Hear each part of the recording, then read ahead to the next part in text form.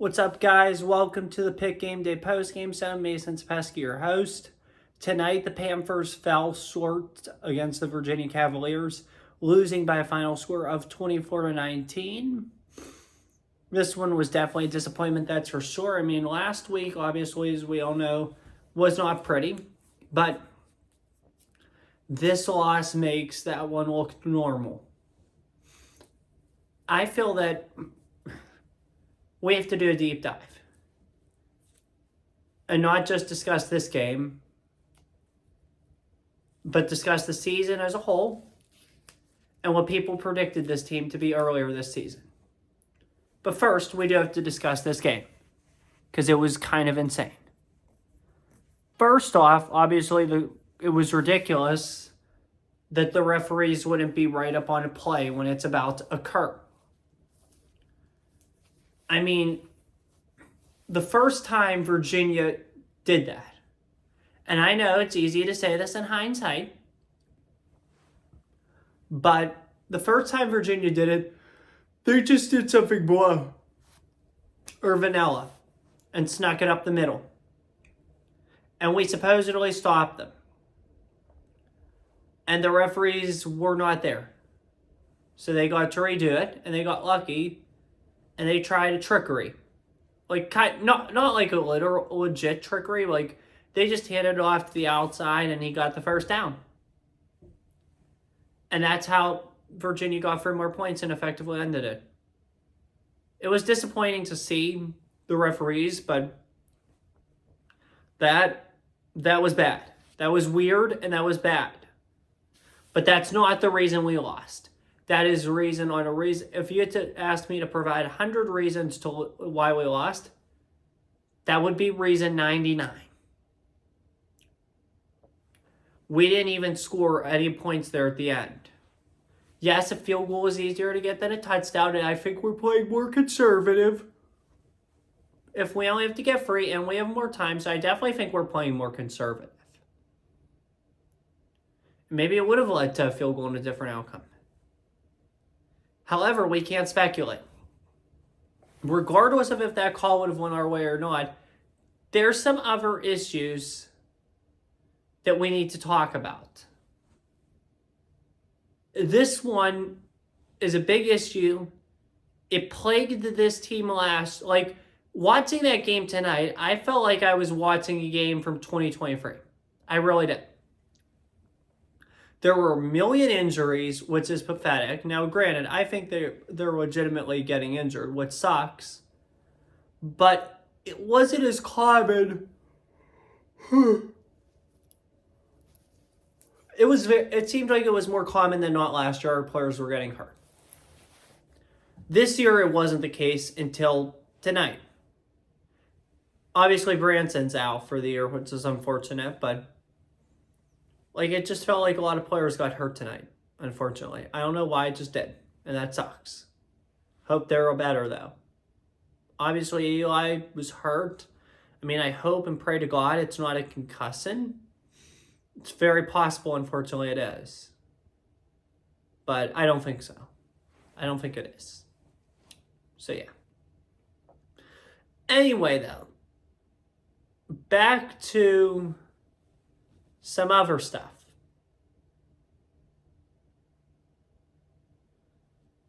Another issue I think that's plaguing this team, and it plagued this team last year too. I was the first to notice this last year, but this year but not so much this year until tonight, is how undisciplined. How this team lacks discipline on certain occasions. You can blame the ACC for refs for a lot of these flags and a lot of the stupidity. They're entirely responsible for that that weird 4th and 1 thing. However, if we continuously get these calls, penalty, not all of them are going to be dumb. ACC officials. At a point in time, you have to look in the mirror and say, we need to be more disciplined and we need to cut back on the penalties. Because the penalties really killed us tonight. They did.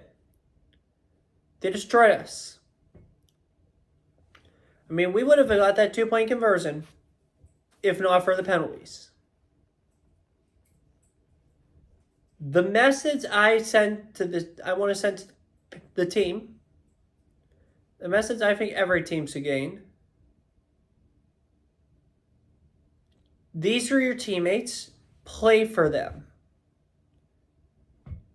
You're ruining your teammate making a big play if you commit a stupid, dumbass penalty. They need to think of it as, if I do this, I could hurt my teammate. And that's very important because I feel like these players should be treating each other like brothers. And they kind of are brothers in a way. They're with each other all the time and they have a tight bond. And they do truly love each other. However, sometimes I don't feel like they mean it. Or they play like it. I'm sorry, I take that back. Sometimes I feel that they don't play like it. When you commit a penalty and one of your teammates makes a big play and it gets taken back as a penalty, your dumbness, this is any sport, especially football, your dumbness ruins it. And I think that's what we need to do. I think this team needs to get more disciplined and cut down on the penalties. That's for certain. Now on to what I want to say about the season. It's 1:45. Got home about an hour and a half ago. And yeah, I just wanted to get this done before I take a shower and call it a night. But anyway. We were projected by most national media outlets to not make a bowl this year. We started the season 7-0, which is very impressive, and we're going to make a bowl this year. However, if the national media is not projecting us to make a bowl, that means the national media is not expecting Pitt football to have a good team. And a lot of national media. Boy, maybe I should go to bed. Or media in general was not expecting us to have a good team. They weren't. So, what happens? We prove them wrong and we have a good team. However, only like 3 of our wins this year, Kent State, Youngstown State, and Syracuse, have we played like a very complete, hard-fought game. Well, I'm sorry, I take out the word hard-fought. I mean complete, disciplined game. Cincinnati, it was a hard-fought game. We were the comeback kids. We fought till the end. And we won. But you can make the argument that we should have lost. Because for 3 quarters, Cincinnati played the better game. West Virginia. You can make the argument easily that they're the better team than us. And it may be hard for you to disagree. Because with 3.5 minutes left, they were going to win that football game. More likely than not. And we just took over from there. Because the West Virginia coaching staff made some poor decisions and Pitt football has a lot of heart and grit. More so the latter than the former there. Cal, we got as lucky. I mean, it was almost like St. Patrick's Day at Acrisure Stadium. We should have all wore green after the game that day. We should have literally, the Sunday after the game, Eli Holstein should have got on a microphone and just said, let's wear green. We got lucky. And it's not a bad thing to get lucky because you're going to get unlucky.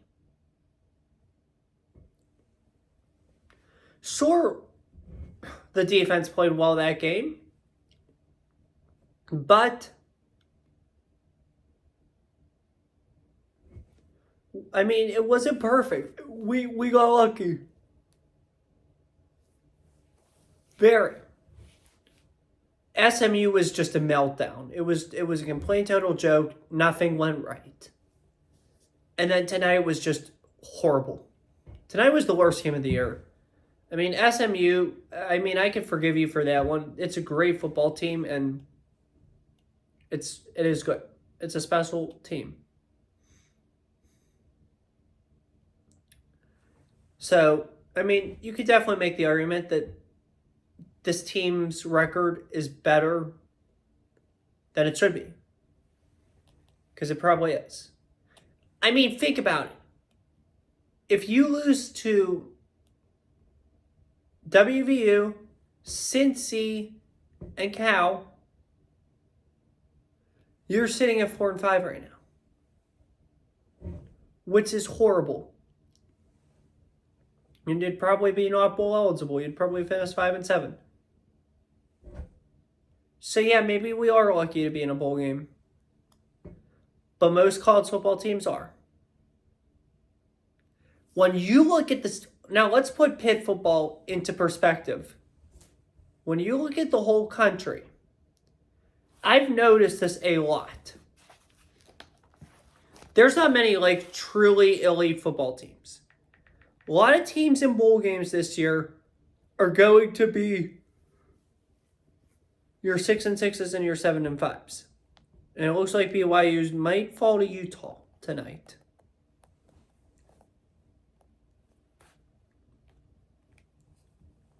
I mean, like, let's look at the ACC. Georgia Tech, 6-4. Congratulations to them. They beat Miami, thank goodness. Syracuse, 6-3. Duke, 7-3. Virginia, 5-4. Virginia Tech, 5-5. Boston College, 5-4. North Carolina, 5-4. Wake, 4-5. NC State, 5-5. California Golden Bears, 5-4. Then you have Stanford and Florida stay in the gutter. If those teams I just named like split their records and go 6-6, 7-5, you're gonna have a bunch of mid teams. Big 12, let's look at some of these. WVU, 5-4. TCU, 6-4. Texas Tech, 6-4. Cincinnati, 5-4. Baylor, 5-4. Houston, 4-5. Again, Houston, 4-4. Guess what you're seeing? You're seeing a lot of mid teams. Well, UCF's probably not even going to be bowl eligible. There's a lot of mid teams. Big 10, let's look at some here. Iowa, 6-4. Minnesota, 6-4. Illinois, well, they're 6-3, but that's not great either. Wisconsin, 5-4. Washington, 5-5. Michigan, 5-5. UCLA, 4-5. Nebraska, 5-4. Rutgers, 5-4. Michigan State, 4-5. Northwestern, 4-5. USC, 4-5. Maryland, 4-5. And Purdue, 1-8. Interesting. SEC. Vandy, 6-4. Arkansas, 5-4. Florida, 4-5. Oklahoma, 5-5. So what you're seeing here is a bunch of teams like in that 6-6, 7-5 rates. There are very few elite teams in college football. And the teams that are elite are going to be in the college football playoff. That's your elite. Any team that's in the top 25 and gets a solid bowl game is great. These like 6-6, 7-5s, they're just good, but they're not elite or great. I think we have a chance still to be in the great category. We just need to win like one more game or two more. The road to 9-3 at this point looks very difficult considering we have Clemson and Louisville still to go. But one thing is this. I think this team's heading in the right direction. And some people are like, I'm reading Twitter right now and saying like, some people are saying like this whole K Bell thing hasn't worked out. What do you mean it hasn't worked out? The team is 7-2. The past 4 games supposedly have been like blah or vanilla. I mean, maybe it is easy to figure out his offense, but that doesn't mean it can't work. The one complaint, or I mean, they've always said, I'm not gonna say it. It's best if I don't. But the one complaint I have right now about his offense is this: it's not moving fast enough. This was supposed to be a crazy fast offense, and that's how they succeeded earlier this year. I'm really sorry. This year, with Eli putting up all the points, we moved fast. Tonight we moved slow. And I think that's why we lost. Because we didn't move fast enough. The faster this offense runs, the better it is. So they really need to go back to this very high tempo offense and go. Instead of just like not. So that's really all I have for you guys. It's best that I just take a shower and go to bed considering how many times I've yawned, but that's all I have for you guys. Hey, just put it in this way. Look, like I said, the national media didn't expect us to be bowl eligible. Most people didn't. We're going to a bowl game. This team is headed in the right direction. That's for sure. It's been a fun season. Let's enjoy these final 4 games. And let's let's stop complaining about all of our problems. Write them down on paper. And put at the top of the paper, underlined, New Year's resolutions for 2025. At this point, we just need to finish the season with what we've been doing because it's worked so far up until last Saturday. Finish the season, and anything that's going bad that you think we need to fix, get out the paper, get out the pen, and write New Year's resolutions for 2025 and bullet point it. Okay? And then we'll fix it. Because there's definitely things that need to be fixed. But let me just say this. One more thing. It's not healthy to fire an offensive coordinator every year. I'm going to call, or in fact, I'm actually going to call out someone here. I mean, I think their Twitter page is great. And they post a lot of great Pitt content. So I'll give a shout out to them for that.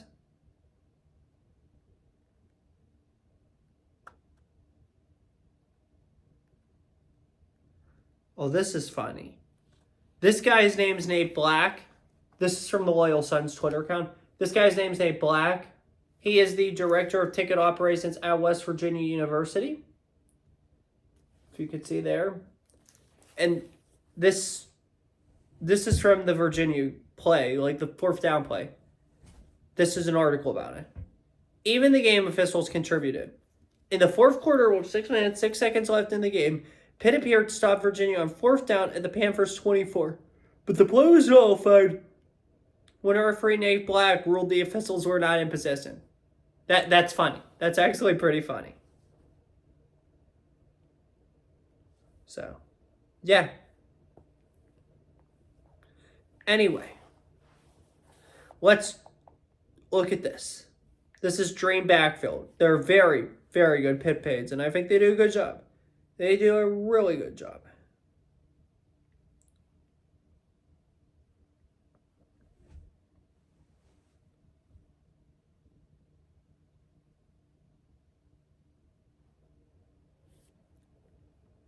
This is somebody on Twitter, Andrew Westby. Pitt fans, don't let the refs distract you from the fact that Pitt had a million chances to win this game, and it took 4 games worth of tape for teams to figure out okay, Bell. Interesting.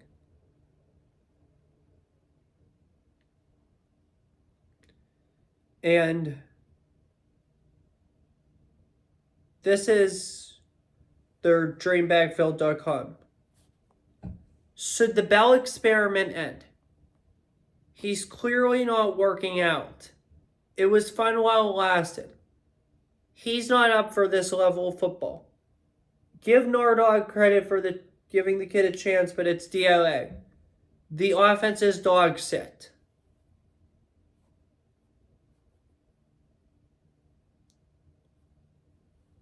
Somebody else comments, I mean, the O-line is a disaster, so none of what Bell wants to do works.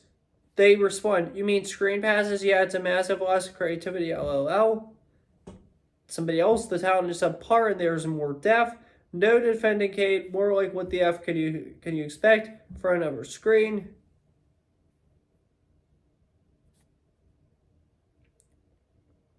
This guy comments, it's another guy, just says, you're literally insane, ha ha ha. Should it end? There's a 0% chance he fires Bell.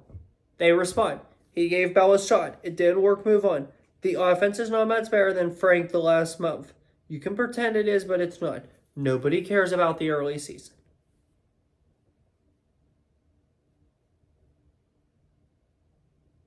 So,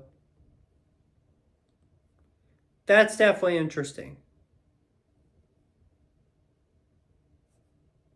And then somebody else with a picture of Donald Trump in the comments, President-elect Trump in the comments section. Bell is the best decision Narduzzi has made in years, which it was a good decision. Needs an O-line that can block and receivers to make plays, and that only comes with some NIL backing in the portal. It's a process. And I agree with them. But why would they post a picture of Donald Trump in the process? Like, totally unnecessary. I mean, I get it, people like to joke with the president, but what's this image trying to convey? What do you guys think this image is trying to convey? If you want to put that in the comments. But this guy's right when he gets into it. Bell is one of the better decisions Narduzzi has made in years. I'm not going to go on and say it's the best, but it was one of the better ones. Needs an O-line that can block and receivers to make plays, and that only comes with some NIL backing in the portal. It's a process. Hopefully Alan Green could get you that NIL money. That's all I'm going to say about that. The response. The playbook is awesome. Screen left, screen right, delayed draw. I mean, I was mesmerized by the creativity. Interesting. And then this is what I comment. He's not going to get a response from me because he's not going to respond back to me. Maybe he will, but I doubt it because my account's private and he probably doesn't only see it. My followers only do. So dreambackfield.com, if you want to follow me, feel free to. We can debate this. I said, you can't just fire every person every season. Not everything is going to go your way. Who do you think would have been better? If you're going to change something, Alan Green is going to have to shake the entire team up from top to bottom. You can't fire a coordinator every year and expect to succeed.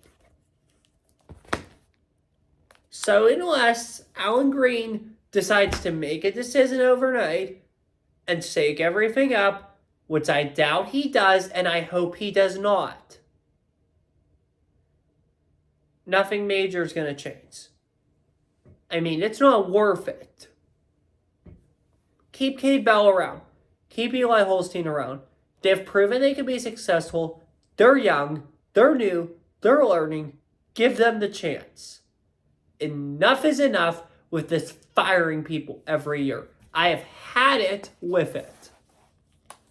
So I'm very disappointed, in these people and how they've chosen to act. It's ridiculous. I'm sorry. This is insanity.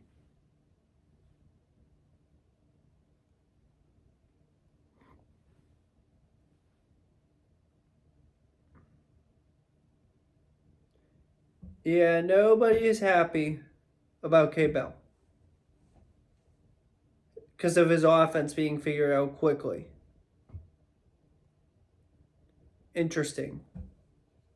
We'll see where it goes. We'll see where the rest of the season goes. I think it's time to call it a night. That's all I have. Have a good one. Enjoy. Take care. Stay safe. And as always, Peace. See you guys next week for Clemson. It'll be a fun game. It's the last home game. I hope the Panther Pit and the crowd sows out, so it's going to be a lot of fun. God bless. And we'll see you for Clemson. So God bless.